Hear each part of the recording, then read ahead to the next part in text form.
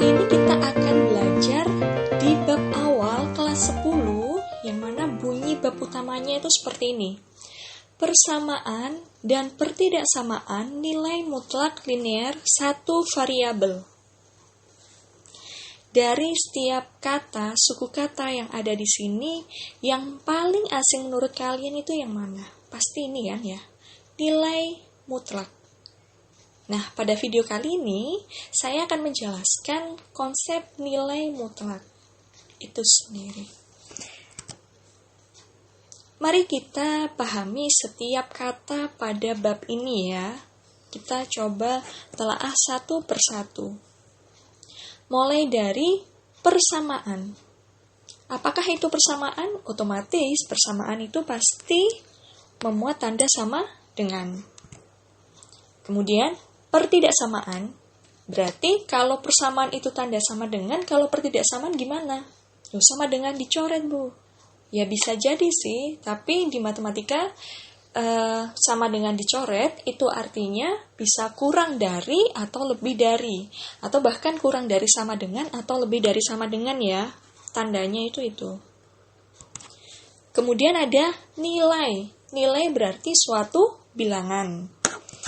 Selanjutnya ini ada istilah mutlak. Apakah itu mutlak? Kalau dalam bahasa Jawa mungkin mutlak itu sama seperti sesuatu yang sifatnya saklek, tidak dapat diubah, kaku, seperti itu ya. Bisa juga diartikan seperti itu. Kemudian linear.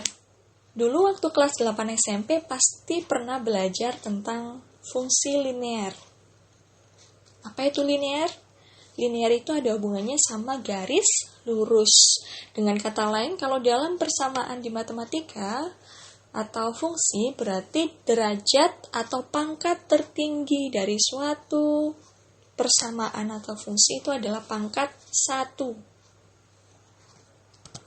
Kemudian ada satu variabel, berarti variabel atau peubahnya itu hanya ada satu. Why do we need to learn this chapter? Kenapa kita perlu mempelajari bab ini? Nilai mutlak ini, kenapa ya? Sama seperti ini. Andaikan kita punya realita seperti ini ya. Misalkan, saya hobinya membaca buku, membaca puisi, membaca apapun, karya sastra. Kemudian saya punya target ingin menjadi sastrawan. Nah, jarak antara realita dan target ada istilahnya toleransi error. Atau ya toleransi wajar, di mana kita masih pantas nggak ya untuk mencapai target itu. Nah, kepantasan kita dalam mencapai suatu target, itu bisa kita tuliskan seperti ini. Nilai mutlak itu biasanya dituliskan dalam bentuk garis lurus seperti ini di depan dan di belakang. Pagar seperti ini ya. Kemudian kita bisa bacanya seperti ini. Jarak antara realita dengan target kita, supaya kita pantas mendapatkan target itu, harus kurang dari toleransi error. Ya. Saya ulangi lagi, jarak kita saat ini, realita kita saat ini, apa yang sedang kita usahakan saat ini terhadap target atau cita-cita kita harus kurang dari toleransi error, supaya kita pantas mendapatkan itu. Andaikan saya tidak suka membaca, apapun itu saya tidak suka membaca, bahkan status teman saja saya nggak suka membaca. Tapi saya pengen jadi sastrawan, saya pengen jadi penulis. Apakah masih dalam batas kewajaran? Apakah kita masih pantas? Tidak kan ya?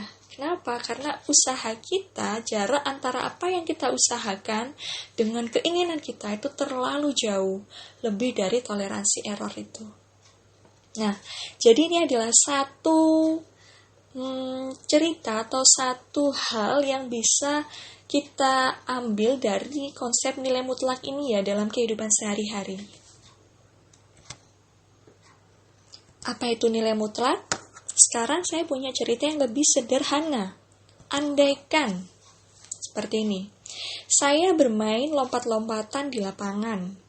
Andaikan ya, bukan lompat-lompatan beneran. Dari posisi diam, saya melompat ke depan 2 langkah, terus 3 ke belakang, 2 langkah ke depan lagi, 1 langkah ke belakang, terus akhirnya 1 langkah lagi ke belakang. Misalkan saya gambar dalam garis bilangan.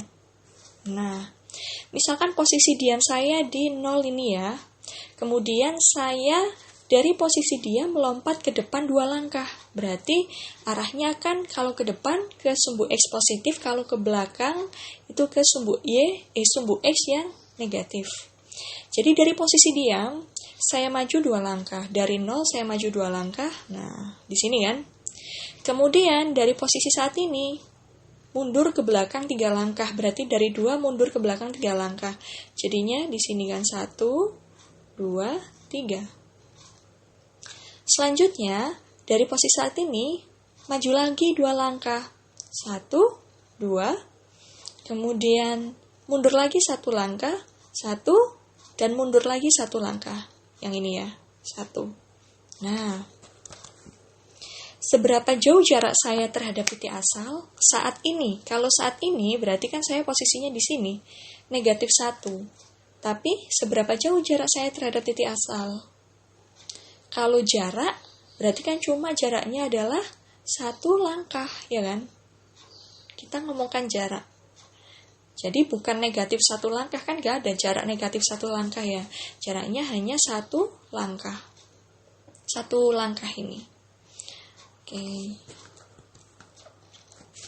Kita analogikan terkait nilai mutlak ini dengan konsep jarak. Tadi kan saya menjelaskan nilai mutlak tapi dengan menggunakan konsep jarak ya.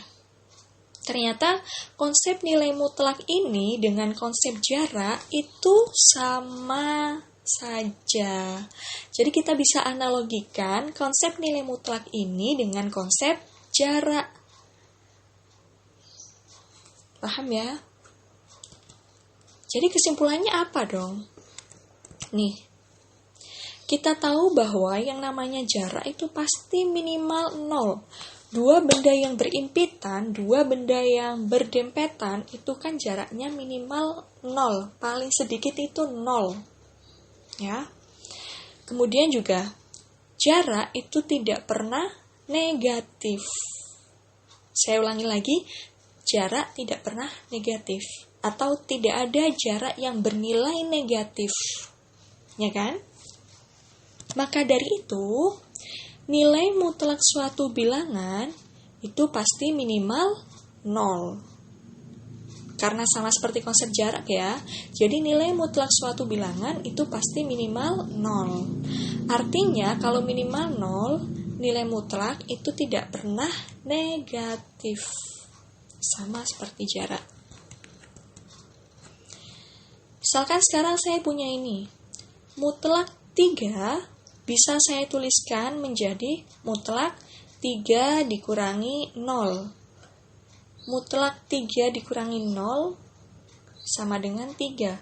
Kenapa saya tuliskan mutlak 3 dikurangi 0? Supaya kita lebih mudah membacanya sebagai konsep jarak. Di sini saya bisa baca nilai mutlak ini sama seperti jarak ya. Berarti saya bacanya jarak antara 3 dengan 0 itu berapa? Jaraknya adalah 3. Di sini saya gambarkan dalam garis bilangan. Di mana 3? 3 di situ. Di mana 0? 0 di situ. Berapa jaraknya antara 3 dan 0? Jaraknya adalah 3. Ini ya jaraknya. 1, 2, 3. Ya, jaraknya adalah 3. Oke. Selanjutnya, mutlak 0 bisa saya tulis 0 kurangi 0. Yang artinya jarak antara 0 dengan 0 berapa? Kan berimpit ya 0 dengan 0. Pasti jaraknya adalah 0. Kalau kita gambarkan seperti ini. 0 mana? Di situ. 0 lagi mana? Ya di situ. Berarti jaraknya ya 0. Kan 1 titik saja. Lanjut. Sekarang misalkan mutlak negatif 5/2 bisa kita tuliskan negatif 5/2 dikurangi 0. Artinya jarak antara negatif 5/2 dengan 0 itu berapa? Jaraknya adalah 5/2. Kalau digambarkan seperti ini, negatif 5/2 di mana? Sini ya. 0 di mana? Ini.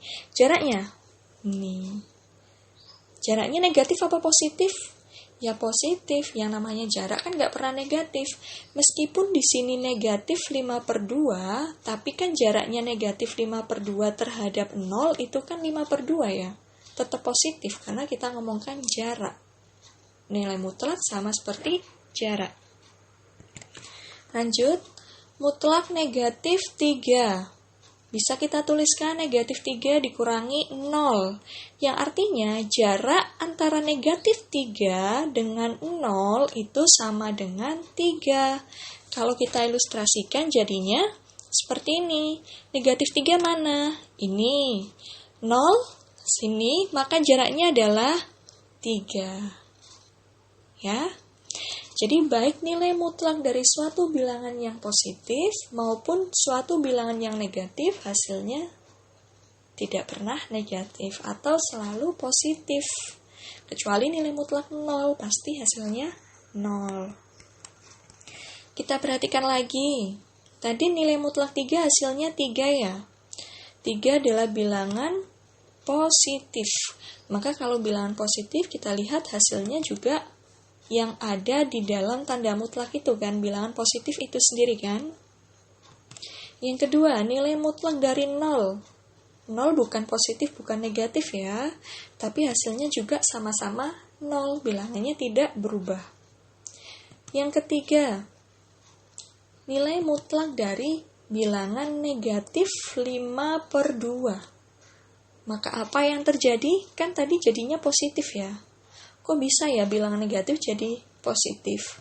Karena di sini kita negatifkan lagi.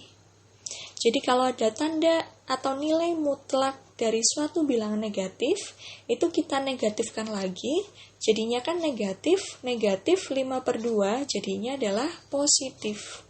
Negatif kan jadinya positif ya.